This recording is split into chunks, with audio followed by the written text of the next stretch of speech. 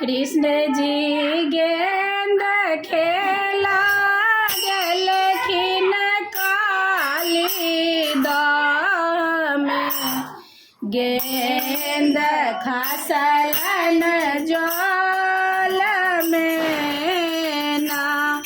कृष्ण जी गेंद खेला गेलखिन काली दाम में गेंद खसलन जल में ना जखन गेंद खसलन जल में तखन कूद पड़ला छन में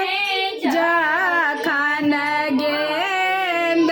खसलन जल में तखन कूद पड़ला छन में अब ताके खबरिया देत जसोदा माई के बांसुरी बजाई के ना अब ताके खबरिया देत जसोदा के बांसुरी बजाई के ना जसोदा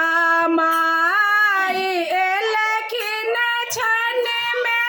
हमर लाला कहाँ छक जल में जसोदा माई एलखिन छन में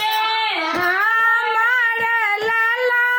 कहाँ छक जल में अब ताके खेतई माखन मिसरी ढूल का बांसुरी बजाई का जल सा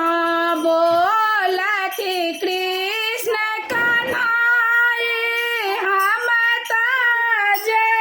जलहि में माई जल सा बोलत कृष्ण मुरारी हम जलहि में माई अब ता हम ही खेबै माखन मिसरी चुराई का बांसुरी बजाई का ना कृष्ण जी गेंद खेला गेलखिन काली दाम